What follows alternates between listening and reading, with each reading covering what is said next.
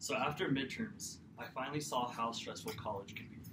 And as I was doing my poly planner, I found out that was going to be a lot more stressful. So I went on a journey to make this process of going through college, taking finals, just a little bit easier for not only you guys, but especially for me.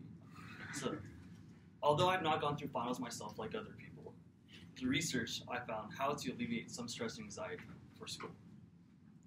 So the main sacrifice that people first make to study for school is to skip out on sleep. I know everyone has heard that sleep is the most important thing for like the growing adolescent brain. But if I asked any of you guys who skipped out on at least 2 hours of sleep last week to study for school, I guarantee most of you guys would raise your hand.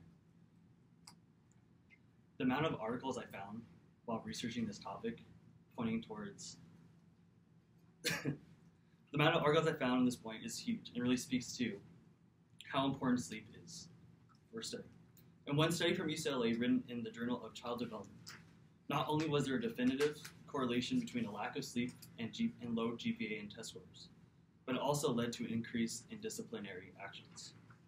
Just from personal experience, I know when I don't get enough sleep, I usually get really cranky, and sitting through a 2-hour lecture is the last thing I want to focus on. And even when I do want to focus on school and on class, I can't even focus. So I have to spend the whole night relearning the same information I should have learned in the first place, and it leads to an endless spiral of not learning and not sleeping. So get your sleep.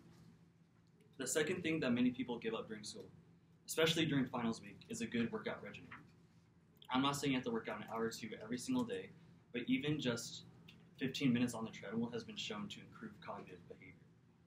In an article written in the Journal of Dissertation Abstracts International by Tessa Kochtel, exercise greatly improved mental uptake and adherence. Research found that not only were students able to retain information better, but they were able to recall information faster. Not only that, students recalled that learning information while exercising was actually more pleasurable, and they would definitely recommend it for future study sessions. Proper exercise and sleeping works synergistically. In a study written in the Journal of Physiology and Health from Tel Aviv University, researchers found when rats actually had a consistent sleep schedule and a wheel so that they can work out on, that they actually had less symptoms of depression and anxiety. Although these are just rats and you think they can't experience these symptoms, these type of rats have been used for researchers for years to develop things like antidepressants and other things to help with mental health. Because the quarter system in life seems like it's going 1,000 miles per hour, it's good to take a few minutes out of your day to just sit down, be present, and focus on breathing. Meditation is something I found to help with that. Meditation isn't just for people who shop at Whole Foods. It's also been shown to reduce levels of anxiety and increase cognitive function. This can not only help with your studying, but can help with your mental health, which I think is just as important as studying.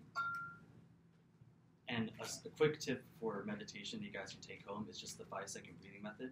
And just 5 seconds through your nose, then 5 seconds exhaling through your mouth. Although these are just tips that might not work every time, and it's probably something you guys have heard 1,000 times before, I think it's good to get this ingrained in your head because having a good physical and mental health is extremely important for every single person. And all I ask is for you guys to consider these in the